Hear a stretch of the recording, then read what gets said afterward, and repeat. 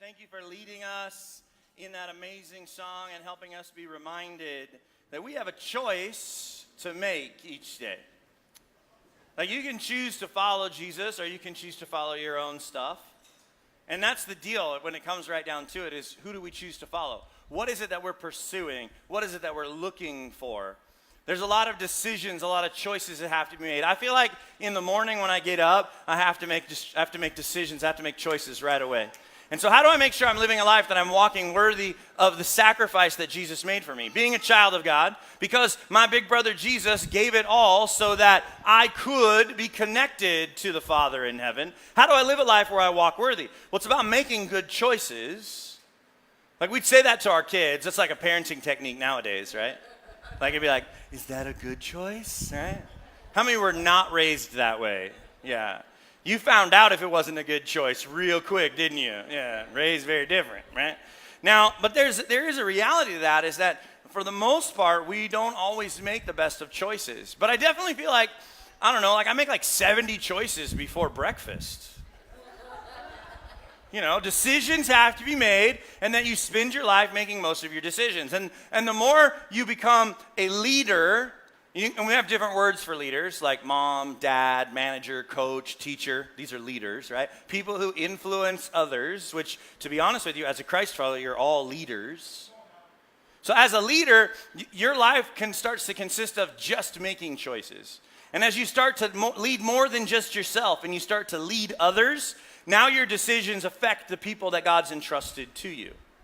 So like when you make the decision to have kids, you make a decision that you're not just leading yourself, but you're going to lead your family as well. When you take a position at work where you're no longer just an employee, but a shift leader or a team manager or a work group organizer, now all of a sudden you're leading others. When you lead a life group, or you volunteer in children's ministries, or you serve at the Hope Center, you're now leading others through the way that you're living your life.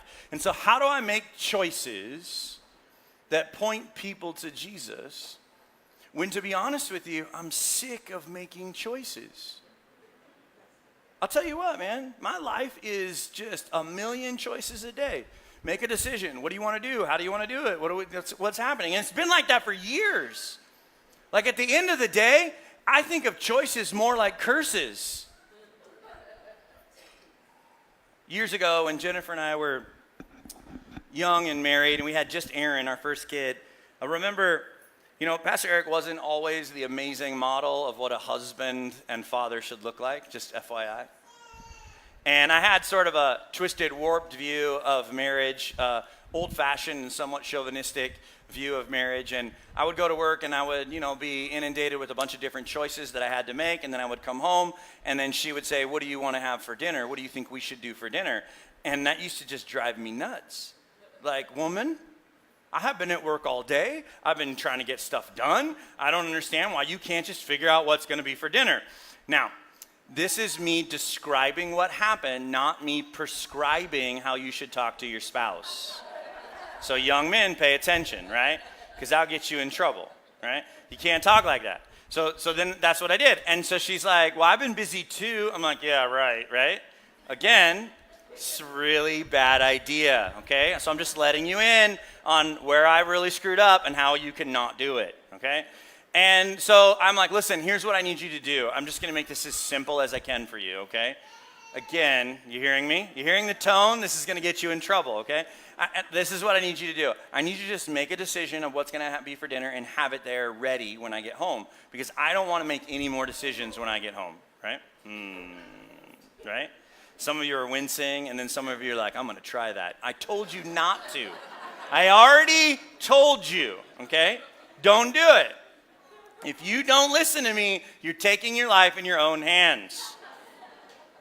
So I came home, and I don't know if it was a day or 2 days later, I came home, and dinner was ready. And I was like, yeah, I finally got through to her, right? And it was mac and cheese with cut up hot dogs in it.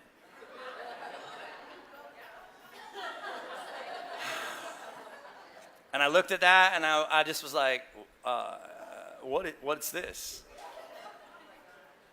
And she's like, it's mac and cheese and hot dogs. I used to eat this when I was a kid all the time. I love it. And she knows that I hate mac and cheese and hot dogs. And the reason I hate mac and cheese and hot dogs is because it reminded me of being broke as a little kid, and we would eat whatever mom could find, right? And so I didn't like it, so when they put mac and cheese and hot dogs in front of me, I've been working all day trying to provide for this family, and then you just told me, boom, it's not enough, we're having mac and cheese and hot dogs, right? And she looked at me, dead face, and she says, whoa, whoa, whoa. I'm going to tell you something right now. If Jennifer ever says, whoa, whoa, whoa to you, just get yourself ready to lose, right? She goes, whoa, whoa, whoa, and I'm like, and she says, you said, and see, this is the thing, guys, you need to pay attention, right? We remember concepts of conversations, right? They remember every word you say. And they can play it back for you on demand. I don't remember talking about that. Well, you said exactly, pop, pop, pop, pop, pop, and they tell you exactly what you said. And then you looked at me and went, right? And you're like, I guess you're right, right? She said, you said, I don't care what we have, just have it on the table when I get home. And it is. This is really good mac and cheese with hot dogs. See, I thought choices were a curse until my ability to choose was taken from me. What I didn't understand was my wife was trying to be very honoring and loving and say, honey, I know you've had a hard day at work. What would you like me to make us for dinner? And what I thought was happening was she was sitting at home eating bonbons while the baby napped, right? Because I didn't know any better. Gentlemen, that's not what happens, right? There's like blowout diapers, and then they have there's all kinds of stuff that went down, and then they're running their home business and paying all the bills and going to the grocery store and washing your chonies and all the deal, right? So check yourself before you wreck yourself. That wasn't my sermon, but yeah. Come on. That's free, okay? That one was for free. The choices that you make aren't curses, they're blessings. You have to make a choice. What are you going to eat? Where are you going to go? How are you going to live? Now think about that for a second. There's a lot of people that live in this world that don't have the opportunity to make the choices that you have to make. If you decide, most of us sitting in this room, if you decide you don't like the apartment complex you live in, you can put in your notice and you can take the money that's in your bank account and put a deposit somewhere else and go move there because you have choice. If you don't like your job, you can quit it and you can find another one because you have choice. If you don't want to eat what's in the refrigerator, you can go to the Outback and order yourself a bloomin' onion because you have choice. There's a lot of people that don't have the blessing of that choice because of the circumstances of their life. But God did give each and every one of us the ability to choose how we would behave and how we would act regardless of our circumstances. And so it would behoove us, it would be important for us, it would be really meaningful for us to pay attention in this moment that God wants us to see the choice he's given us as a gift, not a curse. And so when you are in a situation where you have to choose once again, and I get it, you'll go out this afternoon and this is what's going to go down. You're going to say to your spouse, where do you want to go to eat? And your spouse is going to say, I don't care, wherever. And then you're going to say, awesome. And then you're going to drive to your favorite restaurant. And then your spouse is going to go, that again? I get it. Because we're spoiled with choice. So listen, church, we need to pay attention that it's a blessing that we have choices. And we need to use those choices to make sure we honor God with every fiber of our being. Listen, Moses, as he leads the children of Israel in the book of Deuteronomy, says this. He says, choose life so that your children and you and your children may live. And it's a powerful statement that he makes, but you have to understand the context of what's happening in the moment. Moses has led the children of Israel on a journey that's lasted almost 40 years now. And he's standing on the banks of the Jordan River, and he can look across the river and see the promised land. But Moses isn't going to cross the river with them. He's going to hand off to Joshua, their new leader. And Moses is saying to the children of Israel, listen, you've been with me for 40 years. We've made a lot of mistakes. We've done a bunch of dumb stuff. This trip should have taken us about 3 weeks, but it took us 40 years because we couldn't pay attention. And we've learned a lot because of it. Some of you were born out here in the wilderness. You've never even experienced what your fathers and mothers experienced in Egypt. So don't take for granted the suffering that we ran away from. Don't take for granted the blessing of God who kept us alive all these years. And when we would go to war with different tribes and different peoples, that God came through and he made us successful and he made it possible. And so Moses stands on the bank of the Jordan River and he says, listen, I call heaven and earth as a witness to what I'm saying to you right now. If you don't hear anything else I've ever said, is what he's saying right here. Mark my words. I put this on everything. I swear on my mom. That's what he's saying. You have an opportunity to choose life or death, blessings or curses. So do me a favor, kids. I'm not going to be there to pick up the pieces and go talk to God and fix it when you mess up again. Make better choices. When you get to the promised land, make good choices. Make choices that honor God. How? How do I make choices that honor God? When I'm doing the best I can with what I have, but it seems like I keep finding myself making the wrong choice. You've been there, done that, right? Like, I thought this was what God wanted. I thought this was good. I thought this was right. But turns out I'm way off the path. I'm somewhere that I never thought I would be. But it felt good. It seemed right. Everybody else was doing it. The television said I should do it. The news media said I should do it. My neighbors were doing it. Well, I guess it makes sense to do it. But you got to ask yourself the question, is this a choice that I'm making that will honor God or not? And sometimes we just got to slow down long enough so that the words that come out of our mouth don't hurt the people that he's entrusted to us. See, I learned that, and fortunately I learned it quick. That mac and cheese and hot dogs incident set me straight real fast. It's not like I never ever said anything ever again that was hurtful, but I learned.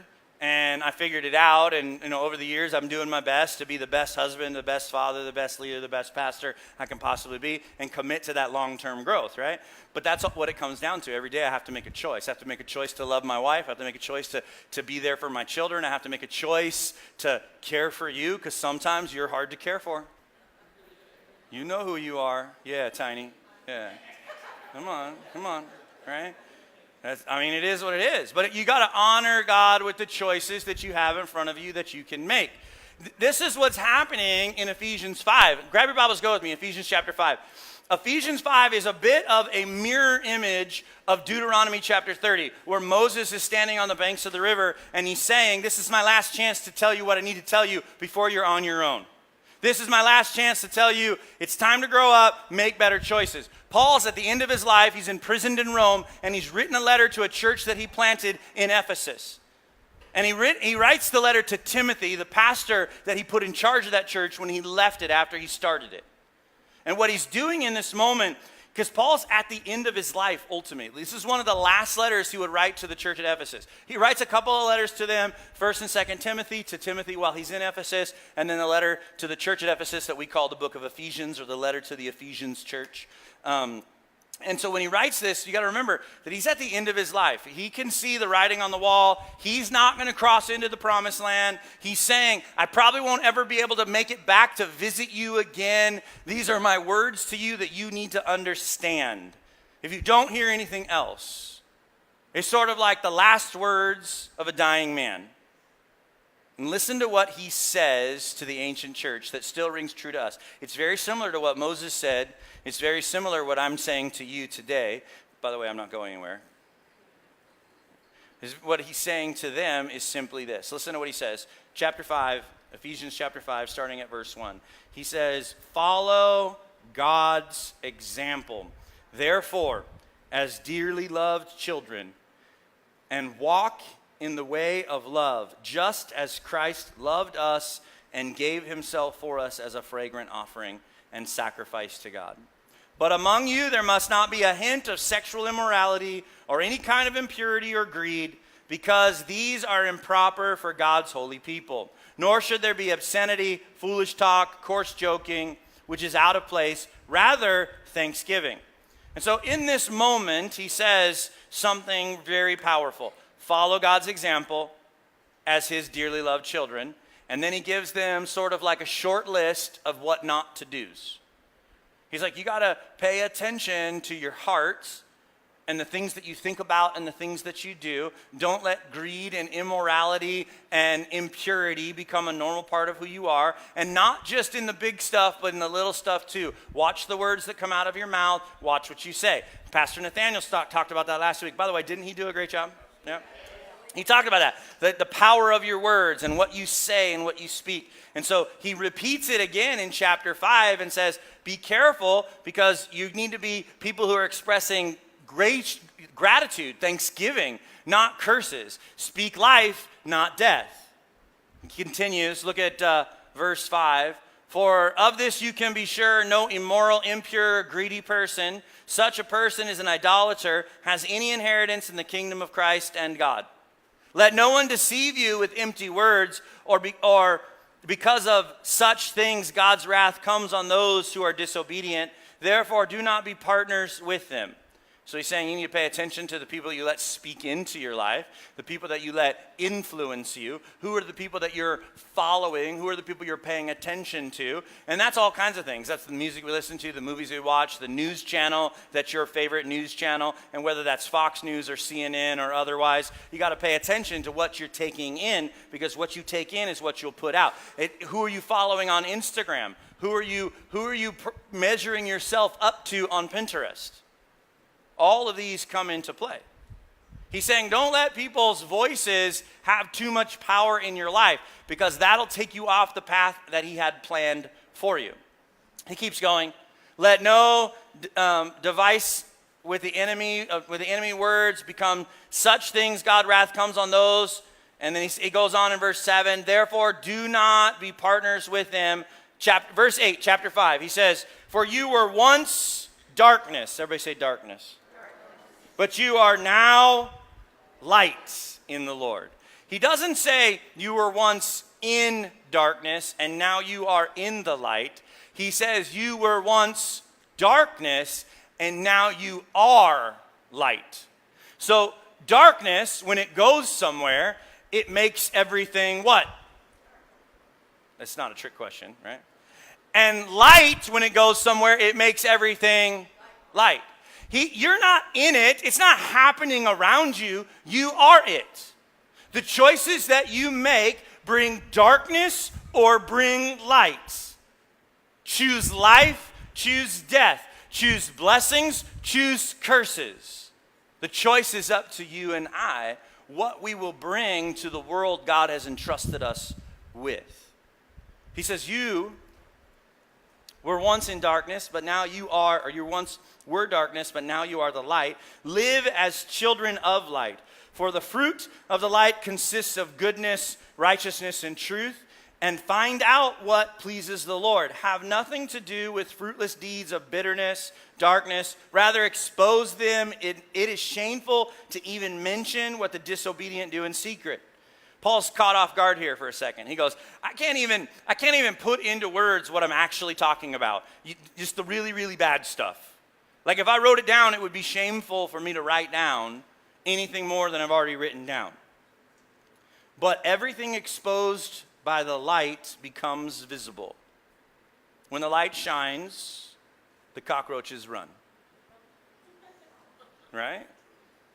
I mean, some of you live in apartments right around here. You know what I'm talking about, right? You turn on the lights, and they run. Now, some of them are big, and they flip you the finger before they run. Right? I've been in this neighborhood a long time.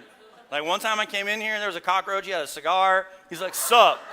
I was like, yeah, you do your thing, baby. I just left him there, you know? He says, but everything exposed to the light becomes visible. Everything that is illuminated becomes a light. This is why it is said, wake up, sleeper, rise from the dead, and Christ will shine upon you. When you make Jesus the center of your life, it gives you a light, and you become light. And so wherever you go, you bring that light. Wherever you go, you have the ability to make choices that are choices of the light. So how do I do it? How do I make choices that honor God? Well, it all starts with how you perceive your world. Like, how do you process the information that's coming to you? Because really, if you think about Jesus, the way he filters decisions is through the lens of love. Jesus is always about a compassion, second chances, love. In fact, God, we know that God is love. In Ephesians 5, 1 through 2, he says, follow God's example. Therefore, as dearly loved children, walk in the way of love. 1 John says it like this, beloved, let us love one another, for love comes from God, and everyone who loves God is born of God. But the person who does not love does not know God, because God is love. And so if you want to make choices, you want to make decisions that make God pleased with who you are and what you're doing. Now listen, don't hear what I'm not saying. There's nothing you could ever do to make God love you any more or any less than he already loves you right now. He loves you because you are his child. But if you want to make decisions that honor him, then you have to make decisions that are filtered through the lens of love. So when you're deciding how to speak to the people, your boss, your coworkers, your kids, your neighbors, the person who will bring your food to you today at the restaurant, your barista, the person who cut you off on the freeway, when you speak to them, are you filtering what you're about to say through the lens of love or through the lens of something else? Oh, pastor, now you're getting all hippy-dippy. Love, love, love.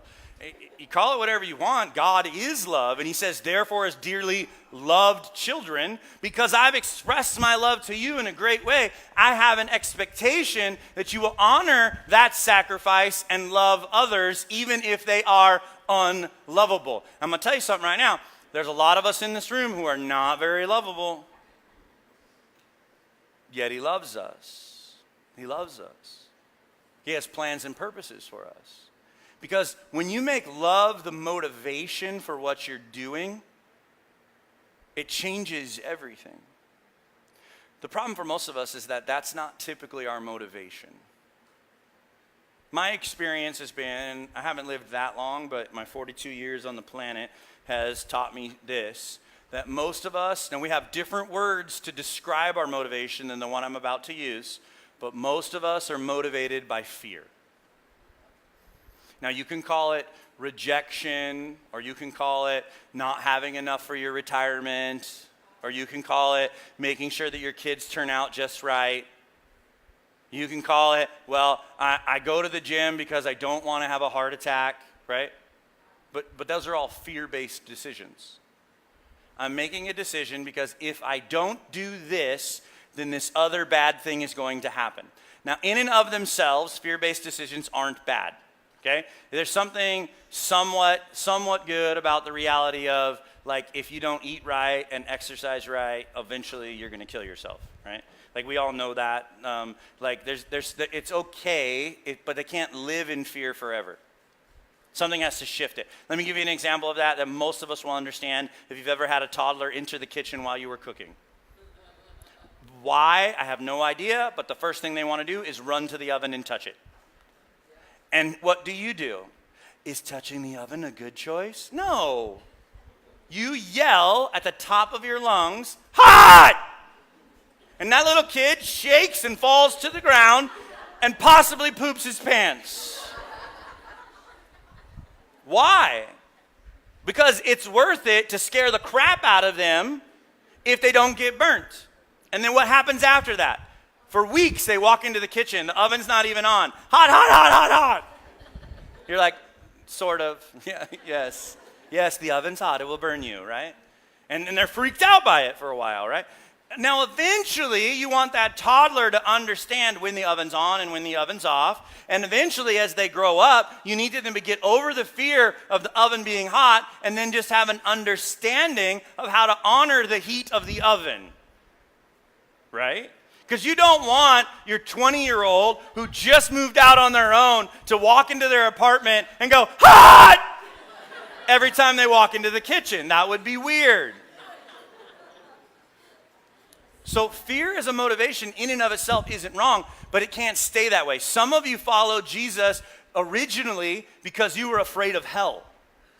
And some preacher, who wasn't me, said to you things like, if you don't change your ways, then the devil's going to come for you, right? And all those sorts of things. And then you were like, I don't want to go to hell. The devil seems scary. So, I'll choose Jesus. And you didn't have love for him. You didn't make a decision to follow him. You just made a decision to not go to hell.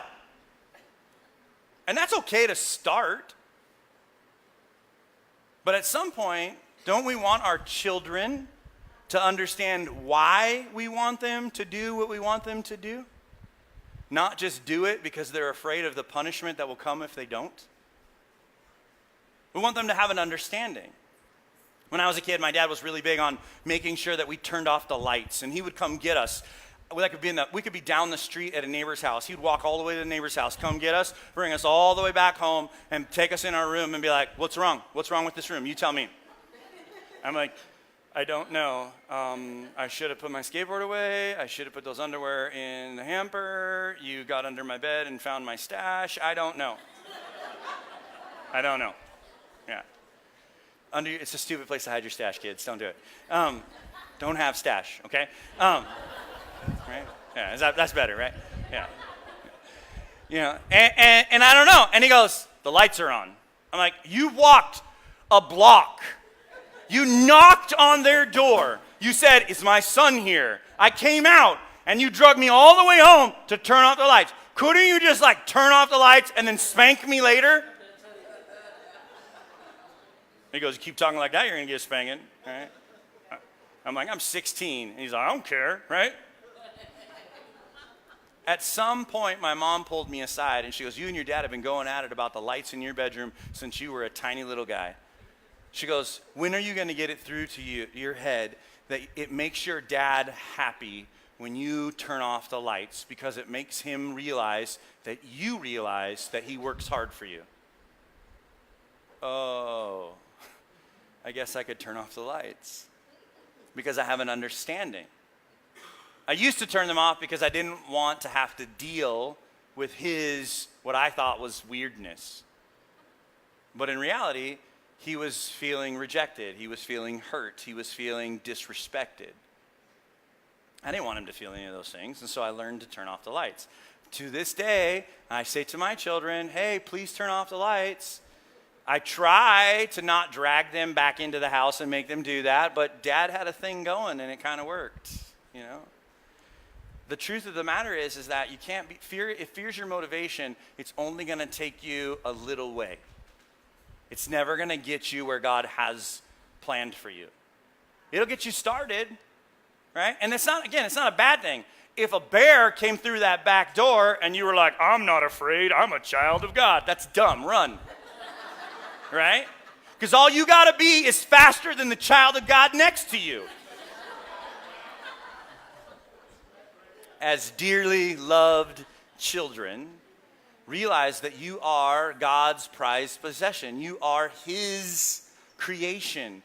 He made you with the ability to have free will, to make choices, to love him back, and to love others. So as his dearly loved children, make choices that honor the love that he's given you. Make choices that tell him, I understand the sacrifice you made. When Dad would tell me to turn off the lights, what he was telling me is, he couldn't put it into his words in a way that I understood. It took my mom translating it for me. So let me translate for you what the Father in heaven is saying.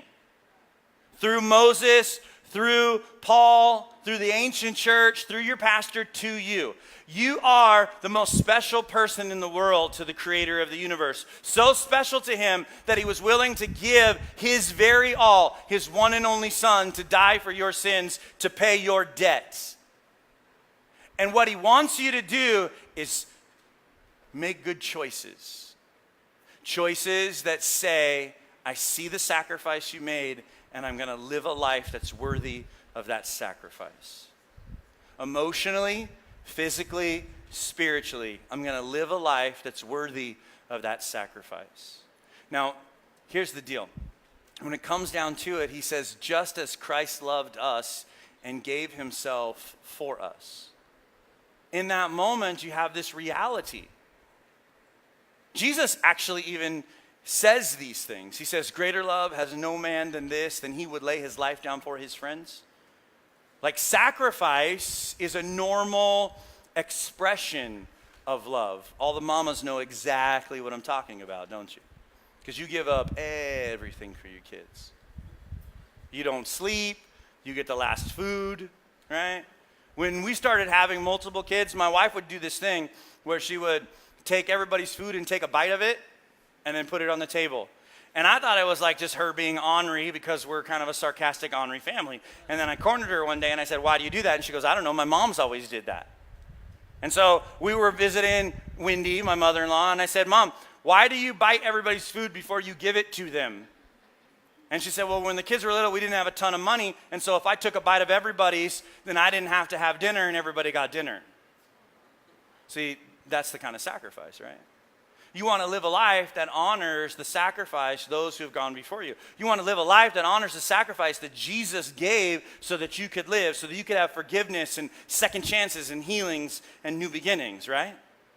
But so many times we live a life based off fear that if I give, if I serve, if I go, if I slow down, then I'm not going to have enough for me. So I just got to care for me and take care of me. And Jesus goes, no. Don't care for you. Don't take care of you. Develop your faith and put your faith in me. The same way like a child has faith in their father, have faith in me. I remember when the kids were little, we used to go over to Randy's house to go swimming. And they would stand on the edge of the pool, and we were like, jump, and they would jump to us, right? And it was awesome and fun, and, like, they jump, and they don't have any fear, right? And then you, like, get out of the pool, and they walk over to the edge of the pool, and they jump in, and you're not even there. And you're like, whoa! And you have to dive in and get them, and you're like, what were you doing? Jumping, right? Because they were, like, spent the whole afternoon. They were jumping to you, and you caught them. And they couldn't process the information that you were no longer standing there. They just had faith that you would always get them. And you know what happened? You did. Even though they sunk to the bottom, you jumped in, you pulled them out. Many of you have had that experience with your kids, haven't you? Because they trust you, they believe in you, they have faith in you. The same thing, that faith in the Father, faith in the Creator will change everything. He says, live as children of light. And that's how you find out what pleases God. Now, my dad, it pleased him to turn off the lights. I'm going to tell you something right now. Your dad, the Father in heaven, it pleases him to shine the light. When you shine the lights, it shines truth and righteousness and holiness and goodness everywhere you go. And the truth of the matter is that you have a light that you can shine. Those things are already a part of who you are as a Christ follower. You just have to let them out. It's not like the light isn't there, you just aren't turning it on. Do you hear me? So what if today we decided as a people to let our light shine like never before? How would you be able to lead people down the right path? Because many of us find ourselves today sitting here and we're at church because it's what you do, it's what we've always done, or things are kind of hectic in our lives right now, so that's why we're here, or things are maybe good right now, so we decided, let's go back to church. Whatever reason that you're here today, and whether you're here for the first time or the first time in a long time, or you're here all the time, this is true. You have the ability to shine a light that helps other people find their way back home. The choices you make affect others. When Jennifer and I were teenagers, we didn't grow up in the same neighborhood, same community. We actually met at church camps. And so we would go to church camps and we'd see each other for a couple days and then we'd go away and wouldn't see each other for 6-8 months. And then we'd go to church camp, see each other again. And we were at this one church camp and we had been going to this particular camp for quite some time. And we had become friends, and not much more than that because I was goofy and she was gorgeous. And so goofy and gorgeous don't necessarily go together. But listen, goofy boys, you can just be present long enough and eventually they'll pick you. Just be there. Just be there, be there, be there. Because all the other boys won't be there, and then you'll still be there. And then be like, you know what? I like him. Yeah, good enough. And that's how Goofy gets gorgeous. That's another one for free, okay? So we're at this camp, we're just friends, and I said to Jennifer, the director of the camp said, hey, we're going to do the prayer hike tonight. We're going to hike up to the point. We're going to pray for all the cities as we look down on the lights for each youth group that's here and each group of kids that's here. We're going to pray for their cities. And we did it every year. For probably like 6-7 years we had done it. At this point, Jennifer and I were like beginning to be like young leaders at the camp because we had been there so many times. And he goes, Eric, I want you to lead the front of the trail, and I'm going to lead the back of the trail. And he goes, so that nobody gets lost. You've done this so many times. I trust you to take us where you need to go.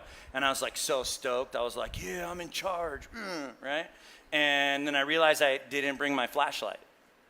Now, this was long enough ago that cell phones weren't really a thing.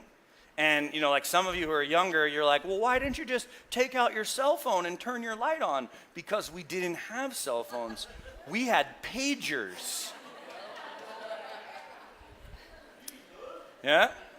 And so I kind of like hatched this amazing plan, and I had saw Jennifer the night before, and she had a little purple flashlight. And so I was like, well, what if Jennifer walked with me with her flashlight, and then she could see like what a big, strong leader I am, and then she'll fall in love with me, right? It didn't work. But she did let me borrow her flashlight and walk with me in all my goofiness and all her gorgeousness. It took her about a year to fall in love with me. But again, just wear them down. Some people call it stalking. I just call it making yourself available, right? And guarding your heart, yeah. The truth of the matter is, though, is that without that flashlight, we would have gotten lost. And we would have wound up on a path that we didn't want to be on. And on top of that, like some could say that flashlight put Jennifer and I on the same path. Like there's something about shining a light that takes you exactly where God has always called you to go. And so for a while, perhaps you've had your light turned off, and so now you found yourself on a path that you never wanted to be on. And your people, your tribe, your children, your grandchildren, your coworkers, your neighbors, they've followed you down that path. And now you're saying, whoa, how did we get here? How did we wind up here? We got to get back on the path. And they're like, well, we've always done it like this. It's easier to take young families and get them to follow Jesus than to have old families start following Jesus. Do you know why? Because it's easier to get a 4-year-old to get up out of bed on Sunday and go to church with you than it is a 14-year-old. So don't wait. If you have the opportunity to make good choices now, the longer you wait, because you think it's hard to get a 14-year-old to go with you on Sunday, try getting a 40-year-old to go with you on Sunday. Do you hear what I'm saying? Leading people by shining the light wherever you go, because you have the fullness of God, the light of Christ inside of you as a Christ follower. And so you have the ability to shine that light wherever you go. Everything exposed by the light becomes visible, and everything that is illuminated becomes light. Isn't in the light, becomes light. That light transforms what it touches. Do me a favor, everybody get your cell phones out. Put them in your lap. Don't turn them on. Don't turn your flashlights on. Just find your cell phone, put it in your lap. And everybody, if you don't have a cell phone, if you still have a pager, that's cool. Don't worry about it then. All right? Get your cell phone out. Okay, guys in the booth, turn off all the lights for me. Make it black.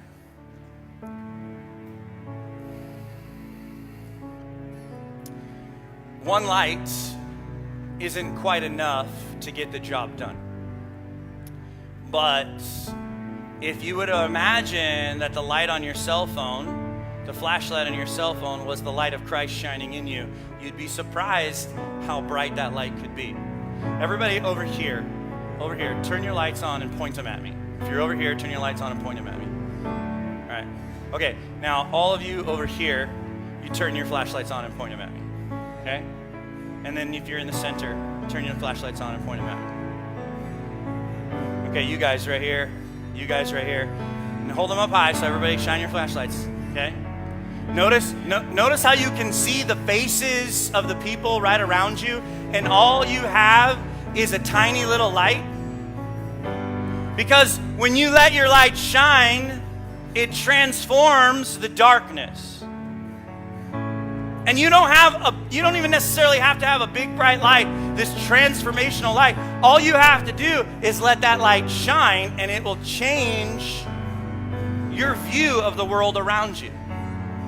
You know, a light like this in the distance, you've been there before, you've been camping or you've been hiking or on the beach somewhere, and you go, I wonder what that light is, way in the distance. Oh, it looks close. We could just walk to it. And that light's far away.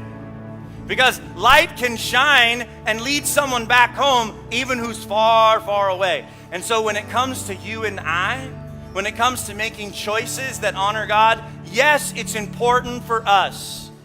It's important for us to look at everyone through the lens of love, the lens of Jesus. But it's important for us to develop our faith the same way a child trusts its parents, to put our trust in God so that when we make those choices that honor Him, people know why we're making them. But you got to let your light shine.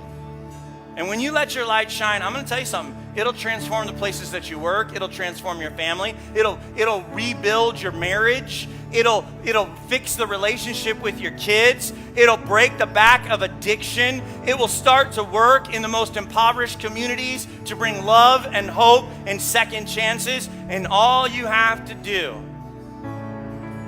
is turn on the light. So why are we walking around like this most of the time? Everybody cover your light. I think, you know what? I think over there might be somebody like me. Well, I think I see some light there. When all you have to do is just shine your lights.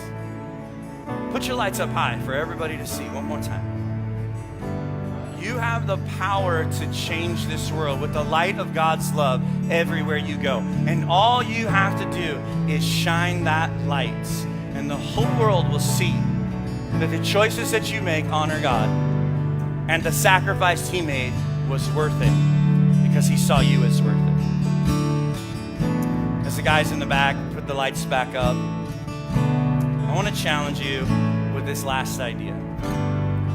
Are you using the lights that you have to point people back home? Are you using the choices that you're making in your everyday life to help people find their place in His world?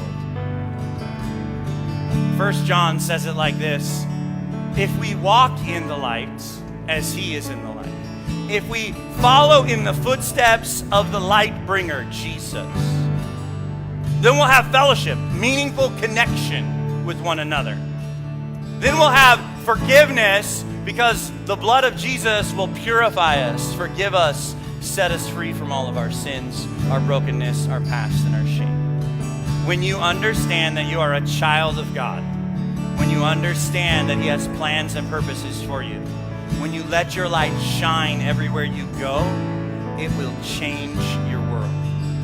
And today we're going to celebrate that change. We're going to celebrate that life change that's been happening here. But first I want us to stand. We're going to sing this song together.